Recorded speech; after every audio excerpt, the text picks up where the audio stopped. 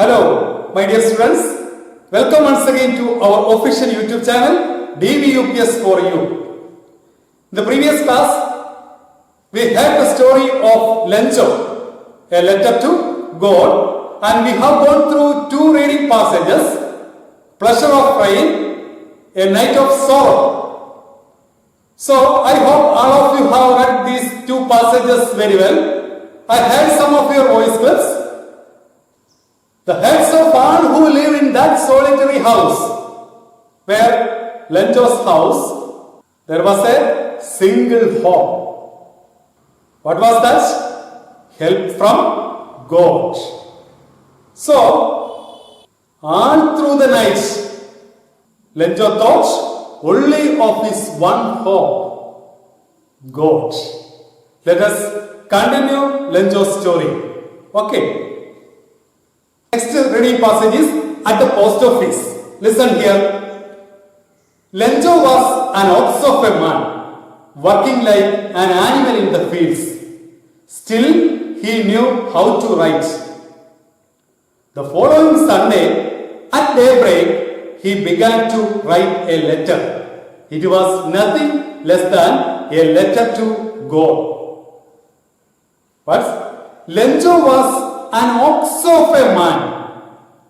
Here, this sentence shows that Lencho's character.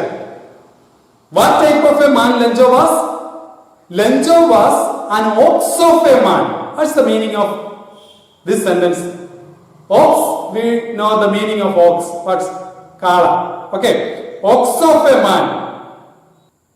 He was a very hard-working man. കാളയെ പോലെ പണിയെടുക്കുന്ന ഒരു മനുഷ്യൻ എന്നൊക്കെ നമ്മൾ സാധാരണ ഉപയോഗിക്കുന്ന ഒരു സെന്റൻസ് ആണ്. അതുകൊണ്ടാണ് ആ സെന്റൻസ് അങ്ങനെ പറഞ്ഞിരിക്കുന്നത്. മൃഗങ്ങളൊക്കെ പാടങ്ങളിലൊക്കെ പണിയെടുക്കുന്നത് കണ്ടിട്ടില്ലേ? അപ്പൊ അതേപോലെ അല്ലെ, ഹാർഡ് വർക്ക് ചെയ്യുന്ന ഒരു പേഴ്സൺ ആണ്, ഒരു ആളാണ്, ഒരു വ്യക്തിയാണ് ലെഞ്ചോ എന്നാണ് ആ ഫസ്റ്റ് സെന്റൻസിൽ പറഞ്ഞിരിക്കുന്നത്. അതാണ് ആ രീതിയിൽ ഉപയോഗിച്ചിരിക്കുന്നത്. Lencho was an ox of a man. അല്ലെ, അത് പ്രത്യേകം ശ്രദ്ധിക്കണം. അതാണ് ആ സെന്റൻസിന്റെ മീനിങ്. അത്രയ്ക്ക് പണിയെടുക്കുന്ന അല്ലെങ്കിൽ ഹാർഡ് വർക്ക് ചെയ്യുന്ന ഒരു വ്യക്തിയാണ് ലെഞ്ചോ എന്നുള്ളത് കാണിക്കാൻ വേണ്ടിയാണ് ആ ഒരു സെന്റൻസിൽ അങ്ങനെ ഉപയോഗിച്ചിരിക്കുന്നത്. Listen. Still he knew how to write. ഇത്രമാത്രം പാടത്ത് പണിയെടുക്കുന്ന ഒരാളാണ് ലെഞ്ചോ. എന്നിട്ട് പോലും still he knew how to write. അല്ലേ, എഴുതാൻ അറിയാം, വായിക്കാൻ അല്ലെങ്കിൽ എഴുതാൻ ഒക്കെ അറിയാവുന്ന ഒരു മനുഷ്യനാണെന്നാണ് ആ സെന്റൻസ് കാണിക്കുന്നത്. The following Sunday at daybreak he began to write a letter. The following Sunday, okay, the coming Sunday, ഞായറാഴ്ച. Which time? When at daybreak. At daybreak, daybreak ചെയ്യുന്നപ്പോഴാണ് മോർണിംഗ് അല്ലെ, in the morning. Okay, in the morning എന്നുള്ളതിന് പകരമായിട്ടൊരു വേർഡാണ് അവിടെ use ചെയ്തിരിക്കുന്നത്. Following Sunday ഏത് സമയം? At day break. Okay, he began to write a letter. Began, once more. Begin, began. Begin എന്ന് പറഞ്ഞാൽ നമുക്കറിയാം ബിഗിനിങ്, എന്തെങ്കിലുമൊക്കെ തുടങ്ങുക, ആരംഭിക്കുക എന്നുള്ള വാക്കാണ്, വേർഡാണ് ബിഗിൻ എന്ന വേർഡ്. അതിന്റെ പാസ്റ്റ് ടെൻസ് ആണ് began. Past participle begun, BEGUN. So begin, began. Began mean ആരംഭിച്ചു, തുടങ്ങി, started. Okay, he started to write a letter. It was nothing less than a letter to whom? Letter to God. Because Lencho was such a person. He was very much faith in God. So he began to write a letter to God. Let us see the letter of Lencho. Dear God, if you don't help me, my family and I will go hungry this year. I need 100 pesos in order to sow my field again and to live until the crop comes. Because of the hailstone you sent, everything is lost. Hopefully waiting. Lencho. Once again, listen carefully, go through the letter once again. Dear God, if you don't help me, my family and I will go hungry this year. My dear God, if you don't help me, my family, all of my family and I will go hungry this year. നമുക്കറിയാം സംഭവങ്ങളെല്ലാം നമുക്കറിയാം എന്തൊക്കെ സംഭവിച്ച കാര്യങ്ങളും അറിയാം. So he is complaining to God. If you don't help me, സഹായിച്ചില്ലെങ്കിൽ my family and I will go hungry this year. So what he need? What is his need? I need 100 pesos in order to sow my field again. I need 100 pesos from you, my dear God. I need 100 pesos. Pesos, it is a unit of money. It is used in many Latin American countries.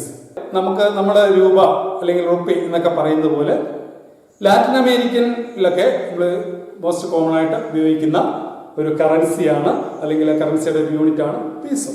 So here our Lencho, what is need? I need 100 pesos. For what? In order to sow my fields. In order to sow. Sow. S-O-W, sow. What's the meaning of sow? S-O-W, sow. Not sa. S-A-W, sa. We know it. See, sa. S-A-W. കാണുക, കണ്ടു. Here, sow. To plant seeds. അതിനാണ് നമ്മൾ sow എന്ന് പറയുന്നത്. നമ്മൾ എന്താ വിതയ്ക്കുക. Plant seeds. So, in order to sow my fields again and to live until the crops come. So, how much money our Lencho is asking to God? He wants 100 pesos. For what? For what purpose? To sow his field again and to live until the crops come. Because of the hailstorm you sent, everything is lost. Because of the hailstorm you sent. Oh my dear God, you send the hailstone here. You send, S-E-N-D, send, അയക്കുക, S-E-N-T, send, അയച്ചു. Send എന്നുള്ളതിന്റെ past tense send, S-E-N-T, send. അത് ശ്രദ്ധിച്ചോണം. S-E-N-D, send, അയക്കുക. S-E-N-T, send, that means അയച്ചു. Okay, here our Lencho is complaining to the God. Because of the hailstones you sent, destroyed all my crops. So I want 100 pesos. Hopefully, Lencho. So this is the letter written by our Lencho to whom? To God. So let us read that letter once again. Listen. Dear God, if you don't help me, my family and I will go hungry this year.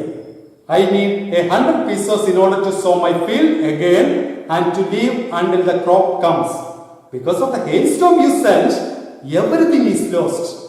Hopefully waiting. I am waiting for your reply. So hopefully waiting, Lencho. He wrote the address also. Address to whom? To God. So he wrote to God. Deivathinu. Address Deivathinu. So he wrote to God on the envelope and went to the town. At the post office, he pasted a stamp on the letter and dropped it into the mailbox. Post office നിന്ന് stamp ഒക്കെ വാങ്ങിച്ച് അല്ലേ അവിടെ affix ചെയ്തിട്ട് stamp അവിടെ പതിച്ച് he dropped it into the mailbox.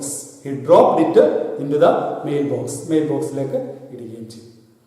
അപ്പം so Lencho wrote a letter to God. So here also there are some questions based on this passage at the post office. This passage there are some questions. So you go through that questions also. Write the answers of this comprehension. These questions in your own sentences. In simple sentence. Question answer എഴുതുമ്പോൾ ഞാൻ നേരത്തെ പറഞ്ഞിട്ടുള്ളതാണ്. ചോദിച്ചിരിക്കുന്ന ക്വസ്റ്റ്യന്റെ answer വരുന്ന simple സെന്റൻസിൽ ഒന്നോ രണ്ടോ സെന്റൻസുകളിൽ വേണം answer എഴുതാൻ. വലിയ വളരെ സെന്റൻസുകളാകുമ്പോഴത്തേക്ക് നമുക്ക് തെറ്റുകളുടെ എണ്ണം കൂടാനുള്ള ചാൻസ് വളരെ കൂടുതലാണ്. So you write the answers in very simple sentences. Okay, that's the first question. Listen here. How does the author describe Lencho? That you know. Author എങ്ങനെയാണ് ലെഞ്ചോയെ ഡിസ്ക്രൈബ് ചെയ്യുന്നതെന്ന് ഈ പാസേജിന്റെ ആദ്യം തന്നെ നമ്മൾ ഡിസ്കസ് ചെയ്തു. So you write. എങ്ങനെയാണ് ഈ author, story writer എങ്ങനെയാണ് ലെഞ്ചോയെ ഡിസ്ക്രൈബ് ചെയ്തിരിക്കുന്നത്, എങ്ങനെയുള്ള പേഴ്സൺ ആണെന്നാണ് ഡിസ്ക്രൈബ് ചെയ്തിരിക്കുന്നത്. Write these answers in your own sentences. What's the next question? Which expression in the passage tells you that Lencho wrote the letter early in the morning? Lencho early in the morning ലാണ് ഈ letter എഴുതിയത് എന്ന് ഈ പാസേജിൽ എവിടെ നിന്നാണ് നമുക്ക് മനസ്സിലാക്കുന്നത്? അല്ലെ, നമ്മൾ അത് ഡിസ്കസ് ചെയ്തു. അല്ലെ, go through that passage once more or 2 or more times and find out the answer. What is the next question? Why did Lencho write the letter to none other than God? Lencho വേറെ ആർക്കുമല്ല letter എഴുതിയത്, ഒരു ഫ്രണ്ടിനോ അല്ലെങ്കിൽ ലെഞ്ചോയുടെ റിലേറ്റീവ്സിനോ അങ്ങനെ ഒന്നുമല്ല Lencho letter എഴുതിയിരിക്കുന്നത്. None other than God. Lencho ആർക്ക് മാത്രമാണ് ലെറ്റർ എഴുതിയിരിക്കുന്നത്? ഗോഡിന്. അപ്പൊ എന്തുകൊണ്ടാണ് ഗോഡിന് ആ ലെറ്റർ എഴുതാനുള്ള കാരണം എന്നാണ് അടുത്ത question. Okay, so at the post office, let me read this passage once again. Listen carefully. Lencho was an ox of a man working like an animal in the fields. Still he knew how to write. The following Sunday at daybreak, he began to write a letter. It was nothing less than a letter to God. Dear God, if you don't help me, my family and I will go hungry this year. I need 100 pesos in order to sow my field again and to leave until the crop comes. Because of the hailstorm you sent, everything is lost. Hopefully waiting. Lencho. He wrote to God on the envelope and went to the town. At the post office, he pasted a stamp on the letter and dropped it into the mailbox. Okay, let us continue the story. What happened next? See, the postman went to his boss laughing heartily. He showed him the letter to God. The postmaster also broke into a laugh, but immediately he turned serious. What faith? I wish I had the faith of the man who wrote this letter. Imagine starting up a correspondence with God. The postman went to his boss laughing heartily. ഈ letter ആരുടെ കയ്യിലാണ് കിട്ടുന്നത്? പോസ്റ്റ്മാന്റെ കയ്യിലാണ്. Postman സ്വാഭാവികമായിട്ട് letter എടുക്കുമ്പോൾ address നോക്കും, എങ്ങോട്ടാണ്, ഏത് സ്ഥലത്തേക്കാണ് അയക്കേണ്ടതെന്ന്. He saw the address. Which address? To God. അപ്പൊ അങ്ങനെ to God എന്ന അഡ്രസ് കണ്ടപ്പോൾ തന്നെ ഈ പോസ്റ്റ്മാൻ എന്ത് ചെയ്തു? The postman went to his boss. Post master അടുത്തേക്ക് ചെല്ലുകയാണ്, ബോസിന്റെ അടുത്തേക്ക് ചെല്ലുകയാണ്. Laughing heartily. With strong feelings. ഭയങ്കരമായിട്ട് ഫീൽ ചെയ്ത് ലാഫ് ചെയ്തിട്ട് പോസ്റ്റ് മാസ്റ്റർ അടുത്തേക്ക്, ബോസിന്റെ അടുത്തേക്ക് ചെല്ലുകയാണ്. He showed him the letter to God. He showed the letter to his boss. ബോസിനെ കാണിക്കുകയാണ് ലെറ്റർ. ആർക്ക് എഴുതിയ ലെറ്റർ? ഗോഡിന് എഴുതിയ ലെറ്റർ ബോസിനെ കാണിക്കുകയാണ്. The postmaster also broke into a laugh. ഇത് കണ്ടപ്പോൾ പോസ്റ്റ് മാസ്റ്ററിനും ചിരി അടക്കാൻ പറ്റുന്നില്ല.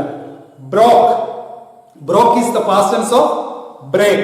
B-R-E-A-K. break നമ്മൾ പറയത്തില്ലേ, ബ്രേക്ക്. അപ്പൊ അതിന്റെ പാസ്റ്റ് ടെൻസ് ആണ് broke. So our postmaster also broke into a laugh. But immediately he turned serious. Immediately, suddenly, quickly, rapidly, fastly. പെട്ടെന്ന്, immediately ഉള്ള മറ്റു പല മീനിങ്ങളെല്ലാം പഠിച്ചോണം. Immediately, that means suddenly, rapidly, quickly.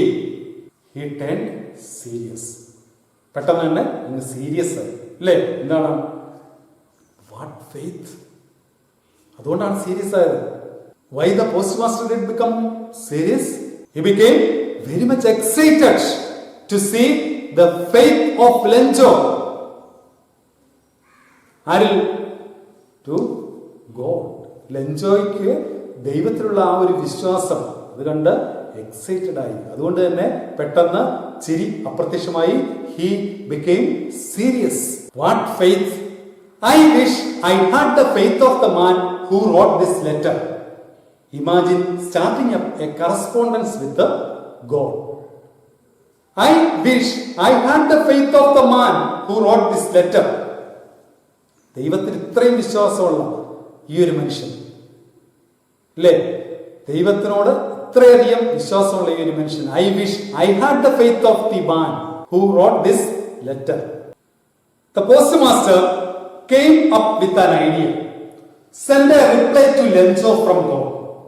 But he needed something more than goodwill, ink and a paper to answer the letter. He took a collection from the employees of the post office.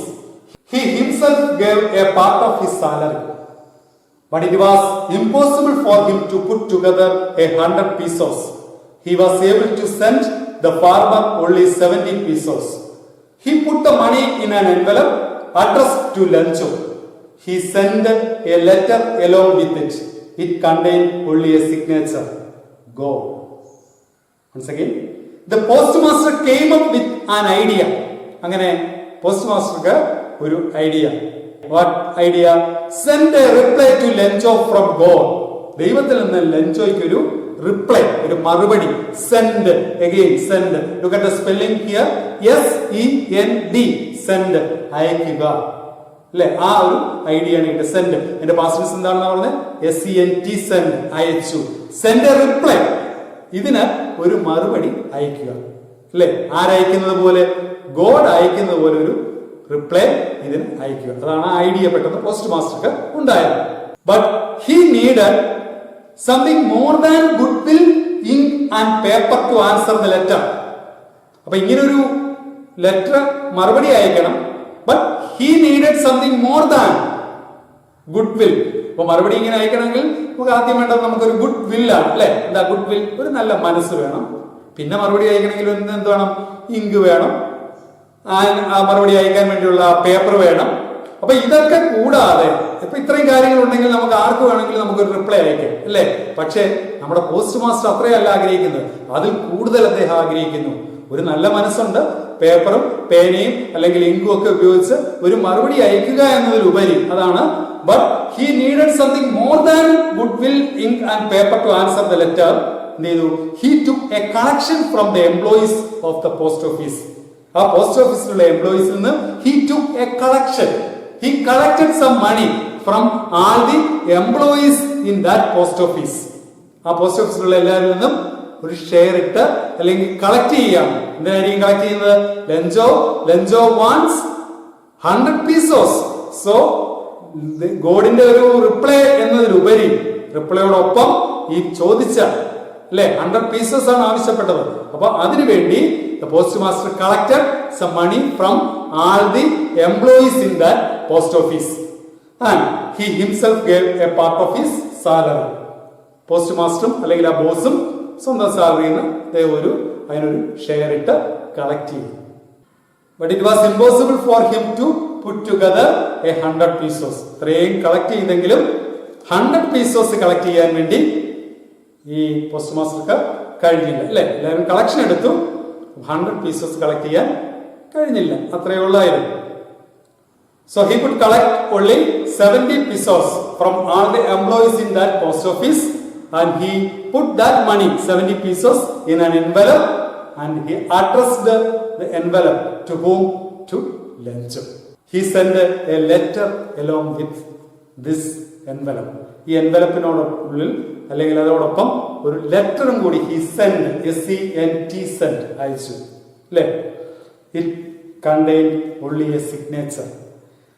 ആ 70 pieces അടക്കം ചെയ്ത എൻവലപ്പിനോടൊപ്പം ഒരു letter കൂടി. He sent a letter along with this envelope which contained only a signature. ആ ലെറ്ററിനകത്ത് ഒരു signature മാത്രമേ ഉള്ളൂ, കൂടുതൽ കാര്യങ്ങളൊന്നുമില്ല, ഒരു സിഗ്നേച്ചർ മാത്രം. ആരുടെ സിഗ്നേച്ചർ? ഗോ, ദൈവത്തിന്റെ ഒരു കയ്യൊപ്പ്. So again you go through these passages 2 or more times and then try to answer the questions given here. Some simple questions again. Immediately after reading the letter, the postmaster turned serious. Why?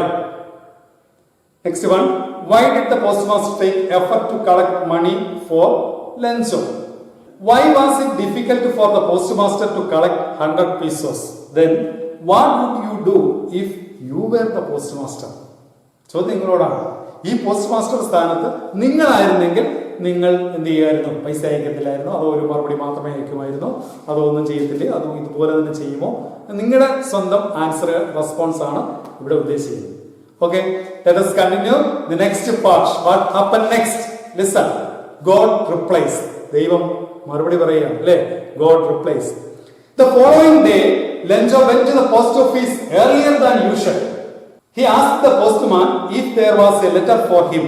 The postman handed a letter to him. The postmaster looked on from the doorway of his office. Lencho showed not the slightest surprise on seeing the money. Such was his confidence. But he became angry when he counted the money. God could not have made a mistake. Immediately, Lencho went up to the window to ask a paper and ink. He sat at the public writing table. He started to write. When he finished, he went to the window to buy a stamp. He licked the stamp and then affixed it on the envelope with a thumb of fist. The moment the letter fell into the mailbox, the postmaster went to open it. The following day, next day, Lencho went to the post office earlier than usual. സാധാരണ പോകുന്നതിനേക്കാൾ വളരെ നേരത്തെ, earlier than usual, പതിവായി ചിലതിനേക്കാൾ വളരെ മുമ്പേ തന്നെ Lencho reached the post office. He asked the postman if there was a letter for him. Letter ഉണ്ടോ? എനിക്ക് letter വല്ലതും ഉണ്ടോ? പോസ്റ്റ് ഓഫീസിൽ നേരത്തെ ചെല്ലുകയാണ്. The postman handed a letter to him. The postmaster looked on from the doorway of his office. ഈ letter അങ്ങോട്ട് കൈമാറിയിട്ട് post master എന്ത് ചെയ്യുന്നു? ഈ ലെറ്റർ എന്തെടുക്കുകയാണെന്ന് ഇങ്ങനെ ഡോർവേയിൽ കൂടി, അല്ലെ, ആ ഡോർവേയിൽ കൂടി പോസ്റ്റ് മാസ്റ്റർ ഇങ്ങനെ ഒളിച്ചു നോക്കുകയാണ്. ലെഞ്ചോയ്ക്ക് കിട്ടുന്ന, ദൈവത്തിൽ നിന്ന് കിട്ടിയ ലെറ്റർ ലെഞ്ചോ എന്താണ് ചെയ്യുന്നത്, എന്തെടുക്കുകയാണെന്ന് പോസ്റ്റ് മാസ്റ്റർ ഇങ്ങനെ ഒളിച്ചു നോക്കിയാണ്. ഡോർവേയിൽ കൂടി, ആ വാതിലിന്റെ സൈഡിൽ കൂടി കണ്ടില്ലേ, ഡോർവേയിൽ കൂടി ഒളിച്ച് നോക്കുകയാണ്. Lencho showed not the slightest surprise on seeing the money. Such was his confidence. സാധാരണ പോലെ എൻവലപ്പ് കണ്ടു, അതിനകത്ത് ലെറ്റർ കണ്ടു, പൈസയും കണ്ടു. പക്ഷെ ഇതൊക്കെ കണ്ടപ്പം ദൈവം എനിക്ക് ഇത്ര അയച്ചു തന്നോ എന്നുള്ള ആ ഒരു ചെറിയ ഒരു ഒരു ഉത്കണ്ഠ പോലും, അല്ലെങ്കിൽ ഒരു സർപ്രൈസ്, ഒരു അതിശയം പോലും ലെഞ്ചോയുടെ മുഖത്ത് പോസ്റ്റ് മാസ്റ്റർക്ക് കാണാൻ സാധിച്ചില്ല. അപ്പോൾ പോസ്റ്റ് മാസ്റ്റർ ഇപ്പം ഈ ലെഞ്ചോ ഈ എൻവലപ്പ് കാണുമ്പോൾ, അതിനുള്ള ലെറ്റർ കാണുമ്പോൾ, അതിനുള്ള പൈസ കാണുമ്പോൾ ഒക്കെ ആ ലെഞ്ചോയുടെ എക്സ്പ്രഷൻ എന്തായിരിക്കും അറിയാൻ വേണ്ടിയാണ് പോസ്റ്റ് മാസ്റ്റർ ആ ഡോർവേയിൽ കൂടി ഇങ്ങനെ ഒളിഞ്ഞു നോക്കുന്നത്. പക്ഷേ നമ്മുടെ Lencho showed not the slightest surprise on seeing the money. Slightest ആയിട്ടുള്ള സർപ്രൈസ് പോലും ഈ പൈസ കണ്ടപ്പോൾ ലെഞ്ചോയുടെ മുഖത്ത് ഉണ്ടായില്ല. എന്താ കാര്യം? Such was his confidence. അത്രയ്ക്ക് കോൺഫിഡന്റ് ആണ് ലെഞ്ചോ. ദൈവം സഹായിക്കും, ദൈവം മറുപടി തരും, അല്ലെങ്കിൽ ദൈവം പറഞ്ഞതുപോലെ തന്നെ ചെയ്യും എന്ന് ലെഞ്ചോയ്ക്ക് അത്രയ്ക്ക് കോൺഫിഡന്റ് ആണ് ലെഞ്ചോ. അതുകൊണ്ട് തന്നെ സ്വാഭാവികമായിട്ടും ആ എൻവലപ്പ്, അതിനുള്ള റിപ്ലൈ കിട്ടിയപ്പോൾ ലെഞ്ചോയ്ക്ക് പ്രത്യേകിച്ചൊന്നും തോന്നുന്നില്ല, അല്ലെ? സ്ലൈറ്റസ്റ്റ് സർപ്രൈസ് പോലും, ഒരു ചെറിയ അതിശയം പോലും ലെഞ്ചോയുടെ മുഖത്ത് പോസ്റ്റ് മാസ്റ്റർക്ക്, നോക്കുന്ന പോസ്റ്റ് മാസ്റ്റർക്ക് കാണാൻ സാധിച്ചില്ല. But he became angry when he counted the money. എൻവലപ്പിനുള്ളിൽ പൈസ, അല്ലെ, കവർ ചെയ്താണ് കൊടുത്തത്. അപ്പം when he counted the money, he became angry. പൈസ എണ്ണി നോക്കിയപ്പോൾ he became angry. എന്താണ് ആംഗ്രി കാരണം? Lencho wanted 100 pesos, but in that envelope there was only 70 pesos. So Lencho became very much angry. God could not have made a mistake. God could not have made a mistake. ദൈവത്തിന് ഒരിക്കലും എന്ത് പറ്റത്തില്ല? തെറ്റു പറ്റത്തില്ല. അതുകൊണ്ടാണ് Lencho angry ആയത്. അപ്പൊ ആരോടാണ് ദേഷ്യപ്പെട്ടത് എന്നുള്ളത് നമുക്ക് ഊഹിക്കാം. ദൈവത്തിന് ഒരിക്കലും തെറ്റു പറ്റത്തില്ല. Lencho became very angry. God could not have made a mistake. ദൈവത്തിന് ഒരിക്കലും തെറ്റു പറ്റുന്നതല്ല. Immediately Lencho went up to the window to ask for a paper and ink. പെട്ടെന്ന് തന്നെ ലെഞ്ചോ എന്ത് ചെയ്യാണ്? ആ വിൻഡോയുടെ അടുത്തേക്ക് നിന്ന് പോസ്റ്റ് മാസ്റ്റർ കയ്യിൽ നിന്നും ഒരു പേപ്പറും ഒരു ഇങ്കും പെട്ടെന്ന് വാങ്ങിക്കുന്നു. He sat at the public writing table. Post ഓഫീസിലൊക്കെ എല്ലാവർക്കും ചെന്ന് പബ്ലിക്കിലൊക്കെ ചെന്ന് ഇരുന്ന് എഴുതാവുന്ന public writing table. When he finished, he went to the window to buy a stamp. He licked the stamp and then affixed it on the envelope with a thumb of fist. When he finished writing, എഴുതി കഴിഞ്ഞതിന് ശേഷം he went to the window for what? To buy a stamp. So he bought a stamp from there and he licked the stamp. Stamp ഒട്ടിക്കാൻ വേണ്ടി he licked. Lick എന്ന് പറഞ്ഞാൽ എന്താ? Lick എന്ന് പറഞ്ഞാൽ നക്കുക എന്നാണ് അല്ലേ? So he licked the stamp and affixed the stamp on the envelope with a thumb of his fist. Fist ഉപയോഗിച്ച്, ഫിസ്റ്റ് എന്ന് പറഞ്ഞാൽ നമ്മുടെ മുഷ്ടിയാണ് ഫിസ്റ്റ് എന്ന് ഉപയോഗിക്കുന്നത്. നമ്മുടെ സ്റ്റാമ്പ് ഒക്കെ ഒട്ടിക്കുന്നതിന് ഈ രീതിയിൽ അഫിക്സ് ചെയ്യും അല്ലെ? സ്റ്റാമ്പ് ഒട്ടിക്കുന്നു. അപ്പൊ ഫിക്സ്ഡ്, അഫിക്സ് ചെയ്യാന്ന് പറഞ്ഞാൽ ആ പതിപ്പിക്കുന്നതിനാണ് അഫിക്സ് ചെയ്യുക എന്ന് പറയുന്നത്. അഫിക്സ് ചെയ്തിട്ട് എൻവലപ്പിന്റെ മുകളിൽ ആ സ്റ്റാമ്പ് അഫിക്സ് ചെയ്യാണ്. ഫിസ്റ്റ് ഉപയോഗിച്ച് അഫിക്സ് ചെയ്യുക. Okay, then the moment the letter fell into the mailbox, the postmaster went to open it. Postmaster ഇപ്പോൾ ഇതെല്ലാം നോക്കിക്കൊണ്ടിരിക്കുകയാണ്, ഈ സംഭവങ്ങളെല്ലാം ശ്രദ്ധിച്ചുകൊണ്ടിരിക്കുകയാണ്. എപ്പോഴാണോ ഈ ലഞ്ചോ ഈ ലെറ്റർ വീണ്ടും എഴുതി മെയിൽ ബോക്സിലേക്ക് ഡ്രോപ്പ് ചെയ്ത ആ മൊമെന്റിൽ തന്നെ postmaster went to open it. This is the letter. Merciful God, of the money that I asked for, only 70 pesos reached me. Send me the rest, since I need it very badly. But don't send it to me through the mail, because the post office employees are a bunch of crooks. Merciful God, merciful God, of the money that I asked for, only 70 pesos reached me. I asked you to send me 100 pesos, but only 70 pesos reached me.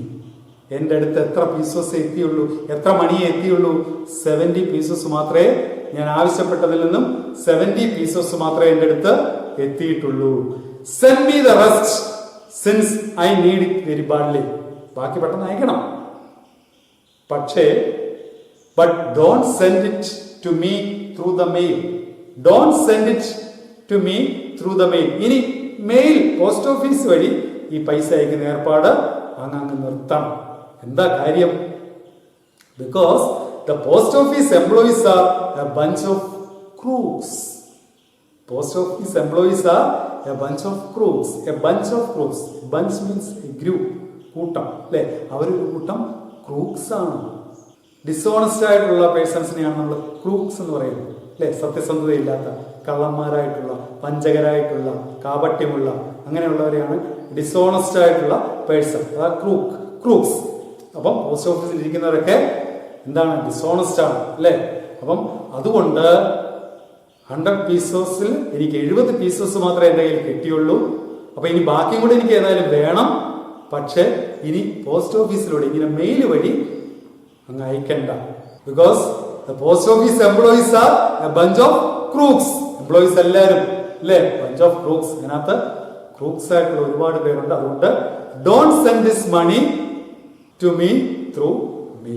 ഇതാണ് ലെഞ്ചോയുടെ വീണ്ടും ദൈവത്തിന്റെ കത്ത്. Okay, here also there are some questions. Why didn't Lencho show any surprise when he got the money? What was the expectation of the postmaster? Did it come true? Why was Lencho angry? Then the actions of Lencho after counting the money are described in detail. Narrate what he did in the correct order. You may begin like.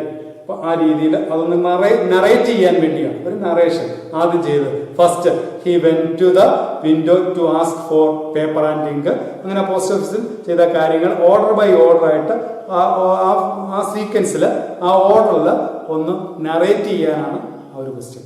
അപ്പോൾ ആ ക്വസ്റ്റ്യനുകൾ attend ചെയ്യുക. അതോടൊപ്പം തന്നെ കുറച്ച് ക്വസ്റ്റ്യൻസും കൂടി അതിനോടൊപ്പം തന്നെ ഈ കാണുന്ന questions. What would be the postmaster's feeling when he read Lencho's second letter? ലെഞ്ചോയുടെ സെക്കൻഡ് ലെറ്റർ വായിച്ചപ്പോൾ പോസ്റ്റ് മാസ്റ്റർ ഫീലിംഗ്, തോട്ട്സ് അല്ലെങ്കിൽ ഫീലിംഗ്സ് ആയിട്ട് എഴുതാനാണ് ആ ക്വസ്റ്റ്യൻ. അതോടൊപ്പം തന്നെ why did Lencho think that the post office employees are a bunch of crooks? Post office employees എന്തുകൊണ്ടാണ് അവരെ ഒരു കൂട്ടം കള്ളന്മാരാണ് എന്ന് ലെഞ്ചോ ചിന്തിക്കാനുള്ള കാരണം എഴുതാമല്ലോ അതിന്റെ ആൻസർ. അതുപോലെ pick out the sentence in the story that shows Lencho strong faith in God. ലെഞ്ചോയുടെ സ്ട്രോങ് ഫെയ്ത്ത്, ദൈവത്തിലുള്ള സ്ട്രോങ് ഫെയ്ത്ത് കാണിക്കുന്ന സെന്റൻസുകൾ ഏതൊക്കെയാണ് ആ സ്റ്റോറി. അപ്പൊ ഈ സ്റ്റോറി 1-2 പ്രാവശ്യം വായിച്ചാൽ പോരാ, 3-4 പ്രാവശ്യം കേൾക്കുക, അതിനുശേഷം സ്വന്തമായിട്ട് വായിക്കുക. തെറ്റുകൂടാതെ വായിക്കാൻ പറ്റുന്നവര് സ്റ്റോറി നിങ്ങൾ വായിക്കണം. Usually we enjoy rain. There are times when we curse the rain too. Have you had any such experience? Share it with your friends. നമുക്ക് let us discuss the answer later. അപ്പോൾ നമ്മൾ മഴ എപ്പോഴെങ്കിലും ശവിച്ചിട്ടുണ്ടോ എന്നാണ്. അപ്പോൾ അത് നിങ്ങളുടെ കൂട്ടുകാർ, അത് നമുക്ക് പിന്നെ ഒരു അവസരത്തിൽ നമുക്കത് ഡിസ്കസ് ചെയ്യാം. അപ്പോൾ ഈ ക്വസ്റ്റ്യൻസ് അതിൻ്റെ ആൻസേഴ്സ് നിങ്ങൾക്ക് പരമാവധി നിങ്ങൾക്ക് പറ്റുന്ന രീതിയിൽ അതിൻ്റെ ആൻസറുകൾ ചെയ്യുക. Once again I am telling you, read the whole passages 3 or 4 times loudly. Then answer these questions. Okay? I hope all of you enjoyed this story very well. See you on the next class with more activities. Until then, goodbye. Okay.